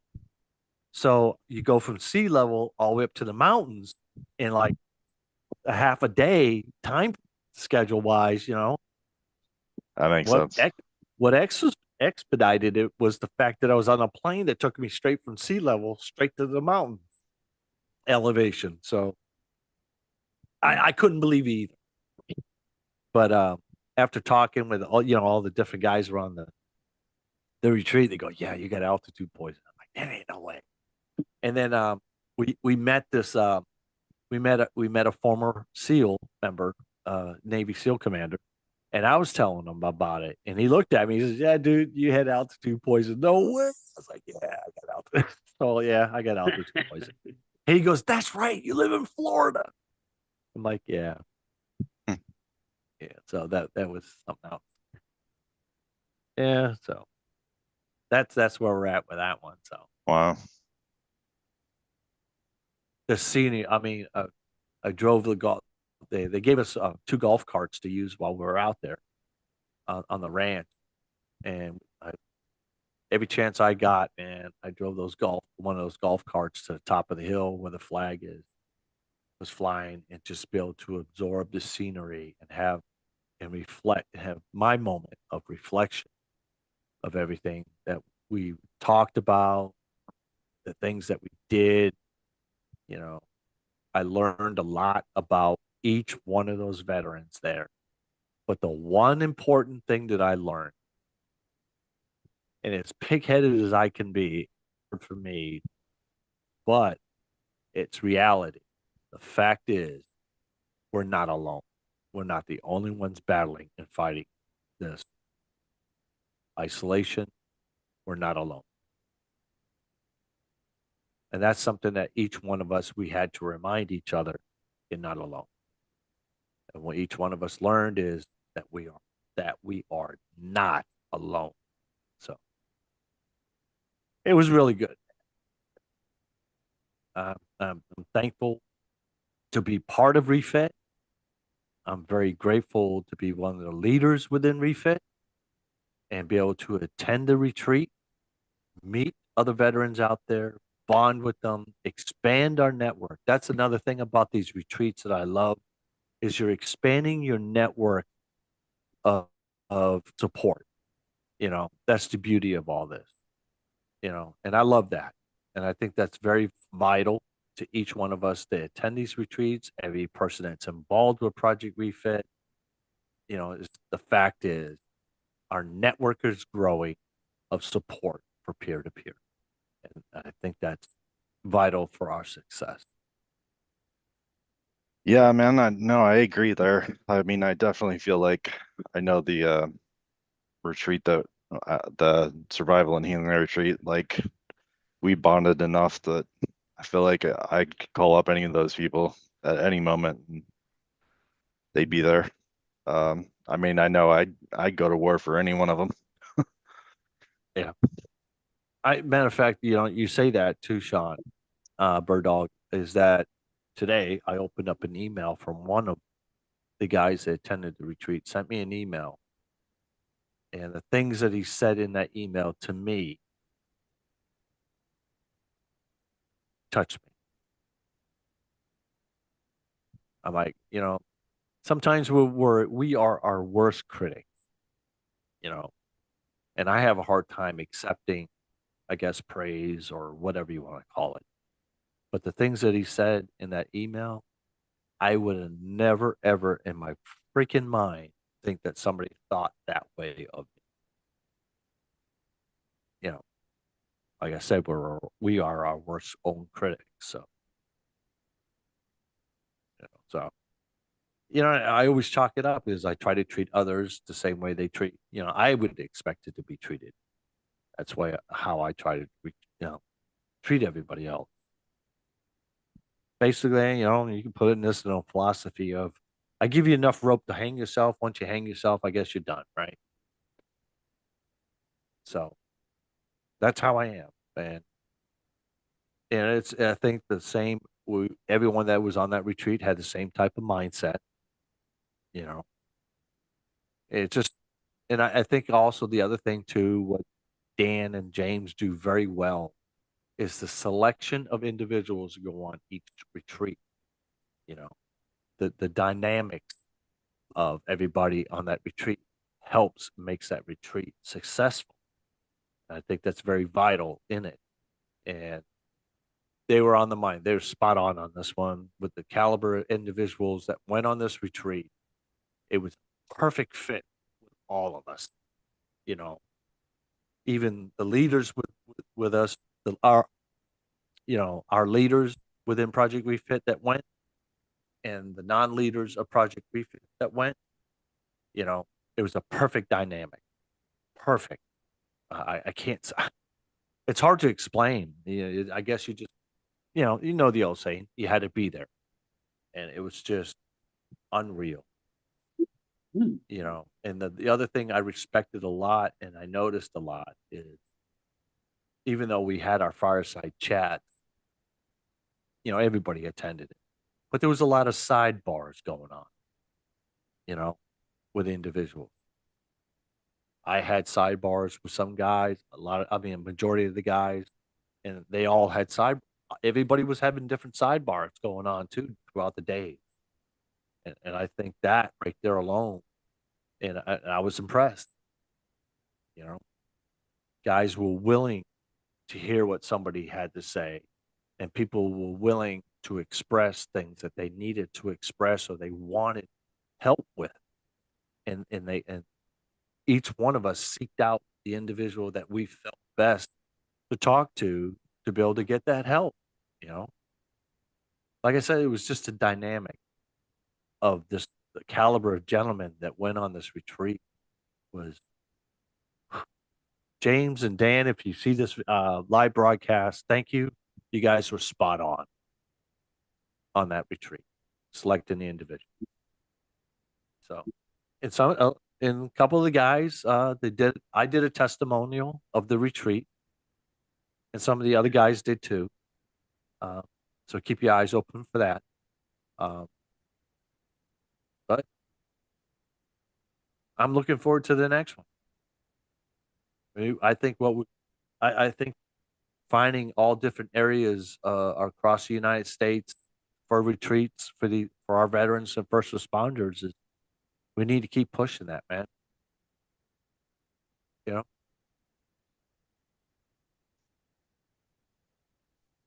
Who knows, Sean? Where you live at? You're in Idaho now, right? No, that's the potato state. I'm in the corn state, Iowa. Iowa. I'm working on it. I'm gonna be pushing, try and get something set up soon. Yeah. So I'm hoping, we got the big cat. It's gonna be, once he gets some things taken care of, he's gonna become one of our monthly donors again.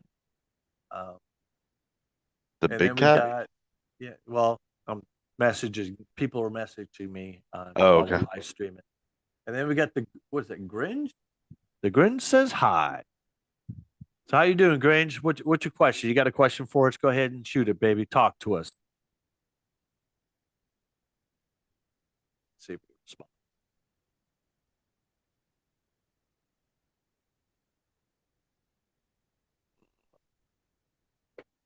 Oh, look at those sexy knees there, Sean. Yeah, there you go. Show us some skin.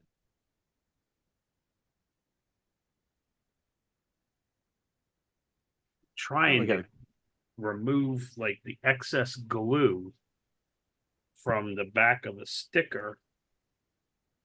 And I don't have like any gasoline or anything. Gugon takes care of that. Yeah, I'm trying hand sanitizer since there's alcohol in it. Okay, the big cat. Yeah, I'm in the. Well, big cat, I wish you luck on your process that you're in the middle of. And if you got any questions, brother, you can drop us a line. I can probably help you out with that. I've gotten pretty good with the VA. If I don't have the answers, I can probably help you find the answers or get you directed to the answers. And then we got Dave. Dave 57. Hello, how you doing, brother? Talk to us. What you got? You got a question for us? Talk to us. We're here for you. We got you sick. If you guys are just still watching us on Facebook or any of the live platforms that we're broadcasting on, our topic is roughly basically about retreats. Okay. Well, in that case, Big Cat, I wish you luck on that one. I'm not really going to repeat the things that you're messaging me on.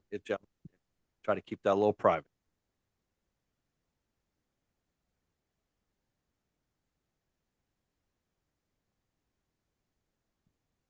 Big Dog, what I would like you to do, because I just read a message that you just dropped. Won't you I'm going to drop you a message then.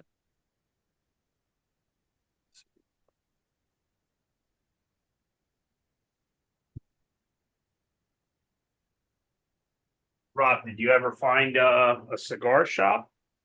Oh, let me tell you about the cigars I had up in Colorado. I was talking about a cigar shop the first night we were there. John, the guy from Stillwater Ranch. The very next night, guess what he brought down? He brought down a humidor box full of cigars, different flavors. Nice. So pretty much I had a cigar every single night that I was there. And then the very last night, Saturday night, I had a cigar with John. We sat in the golf cart outside the barn, because everybody else was inside. Him and I were having cigars. And we were just sitting there. Outside the barn. Oh. And we were just sitting there, and all of a sudden, we're smoking our cigars. He says, "Hey, can you just drive me somewhere real quick?" I'm like, "All right, where are we going?" He says, he just started, keep going straight. He took me all the way through a mountain range and hillsides and everything down into the valley and everything. Showed me how the whole landscape out there. Of course, it was a little dark at night, but you could still see it because we had almost a full moon. Right. Oh my God, dude. I looked at John. I said, "John, why didn't you tell me about this before we left?" And it was daylight. And he said, "I'm sorry. I just thought about it." And it was beautiful, man. And then we stopped, we're out in the middle of a freaking valley. We're just smoking cigars, absorbing the scenery and the view and everything with a full moon, spotlight and everything.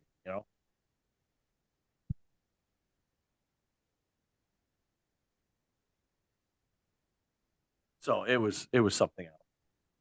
Nice. Dave, our stream tonight. Hold on a second. Dave, our stream tonight is about retreats.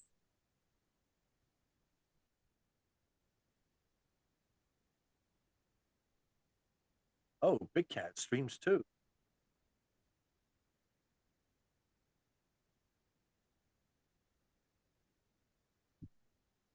Dave 57. It's about our stream tonight is about retreats. Trying to get some input, get some people to talk about their experiences on retreats. Because myself, just came back from the Colorado retreat with Project Refit at the Stillwater Ranch in Colorado, Loveland, Colorado.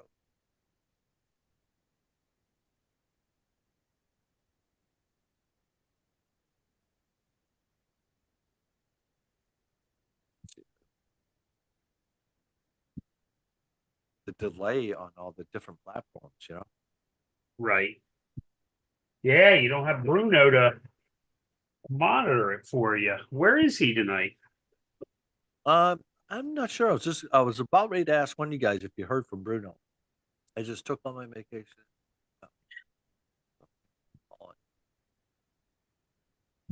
Well, Big Cat, you know, if you need to reach out, I'd be more than happy to reach out to you. I'm here for you. I'll shoot you my email, my email. Matter of fact, I will shoot you my email. That way, if you want to reach out to me, you can reach out to me, and I'd be more than happy to talk with you, brother.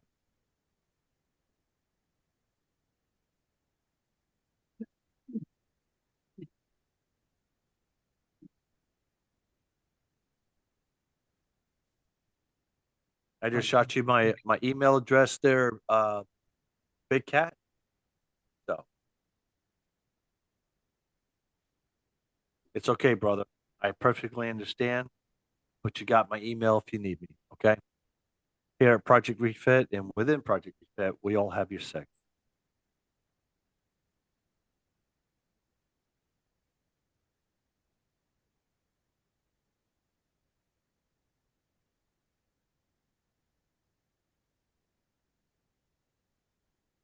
No reason to say thanks, brother. It's an honor. It will always be an honor.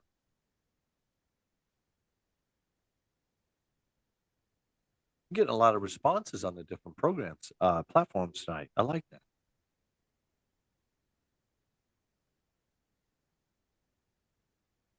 Understandable, Big Cat. That's very understandable. And if like I said, you got my email and you know exactly what I'm talking about.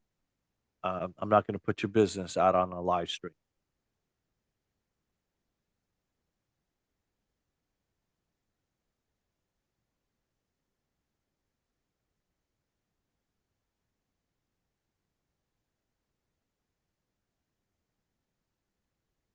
You know, I would really love, you know, ladies and gentlemen, I know if you're watching this live on Facebook or any of our other live platforms, um, I understand everybody's, you know, we get a lot of people comment stuff like that. What I would love, and if you could build the courage up, is please ask for the link, and we'll shoot you the link, and you can join us one night on these Zoom calls.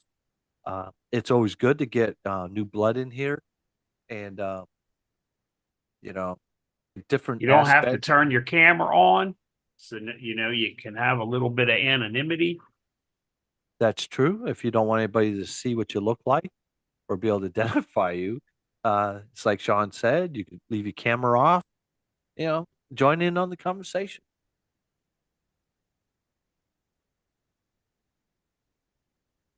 All right, Big Cat. I wish you luck and Godspeed. Keep it up, brother. Keep the fight. Keep the fight.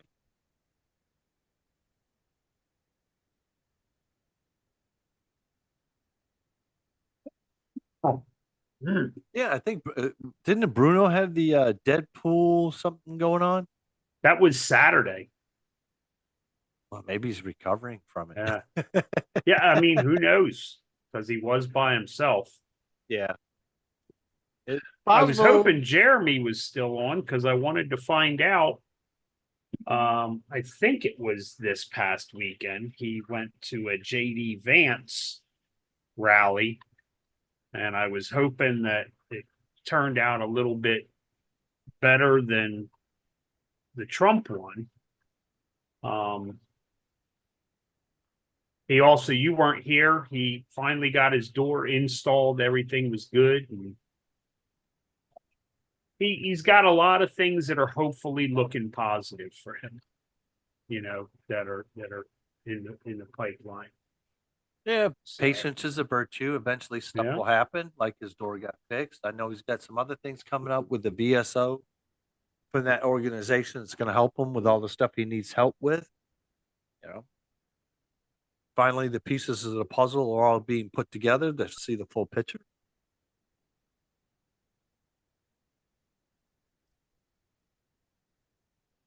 Yeah, I did the best I could while you were gone. Well, I appreciate that for picking up my slack while I was out on that. Did you make me co-host for tonight too? Because people have been coming on and it's been asking if I want to, for me to let them in. Okay. Yeah, I did that just in case because it looked like my internet was like acting up, so I did it so the call wouldn't be canceled. Right. Okay. Plus, when I stepped outside to smoke a cigarette, I was, while I was on my phone watching and listening. Right. You could let people in if somebody chimed in while I was away from my computer. Yeah, I already scoped out this upcoming week. Yeah. I think I said I'm going to Tennessee and then to Alabama. And I already found what looks like a really, really nice cigar lounge. That's only like 12 minutes from where we're staying. Yeah. We're going to be staying in Lake Guntersville State Park. Guntersville. Yes. Guntersville is approximately 30 minutes from where I used to live in Alabama. Okay. Guntersville you're going to like Guntersville. It's basically in a valley, big lakes. Yeah, this is where not Lake Guntersville, but Alabama is where they had the first reunion that they ever had. So, this makes 10 years, which is why they're, doing it back in Alabama as a, kind of like a, remembering the first one type thing. Yeah. Are you guys staying at the resort there? Yes. Up on the hill. I guess it's on a hill. Yeah, I just know it's Lake Guntersville State Park. And there's I guess you could consider it like there's cabins that are there. Mm-hmm. Yeah. Yeah. And the main resort for Lake Guntersville is up on a hillside and it overlooks the whole Guntersville Lake. Okay. And it's got nothing but huge glass windows on the front. Right. It's beautiful.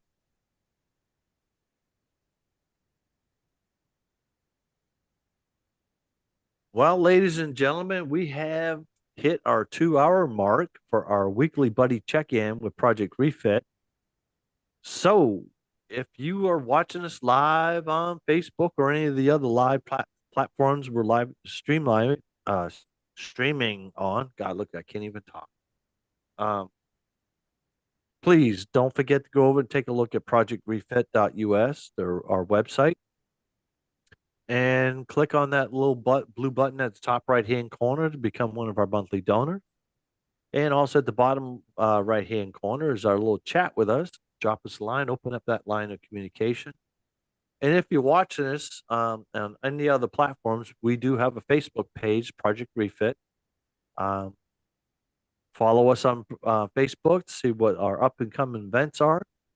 Let you know when we got events going on and fireside chats with Hellgate. I know the Guardians of Valor, they just had their first fireside chat in the Chicago area. So not only is Project Refit located in Jersey, we got participants of Project Refit all over the world, not just the United States. We have a gentleman that lives in Spain. We have some in Germany, Alaska. So, we got individuals that participate within Project Refit. They're all over the world and the United States, but Project Refit is basically located out of New Jersey. That's the home location, but they're all over. They're just not in New Jersey. They're in Chicago. Like I said, Guardians of Valor just did their first women's fireside chat, and I'm hoping to be able to get Gina on here next Monday night. I'm going to invite her and let us, kind of let us know how that all women's fireside chat went. You know, because Project Refit, we're just not all about the males, but we're always considered, concerned for our female counterparts. That's veterans, first responders, and their families. We don't exclude nobody. But yes, follow us on Facebook. Keep updated on the different events that are coming up with us with Project Refit, and we'll see what else we got going on. So my mind's all over the place from this retreat. Past retreat we were on. Good stuff, man. Good stuff. Love it.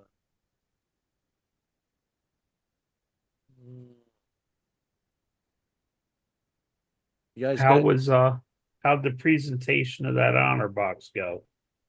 I saw the Oh. pictures, but Okay. Of course, I don't know if everybody knows. I have I guess you'd call it a side hustle. Bird Dog and I and James were co-founders of a business called Honor Box Studio, and yeah, we presented John McAskill, a retired Navy SEAL commander. Basically, we designed and we built an honor box for him. And the difference between an honor box and a shadow box is a big, huge difference. But we presented it to him on Saturday, and he met us for lunch. Took care of lunch. He wanted to take care of lunch for us, but we were in a place where there's different restaurants and everybody wanted to eat different places.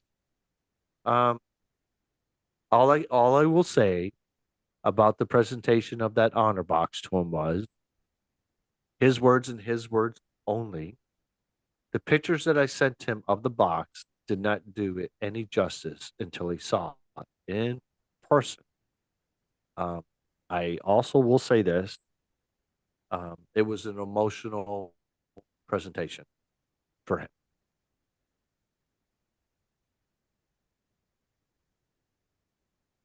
that was a nice looking honor box. I appreciate it. Thank you very much. Very nice. And with that being, because he got the honor box, come to find out, his wife is also a veteran. So I have an honor box that we will be designing and assembling for his wife.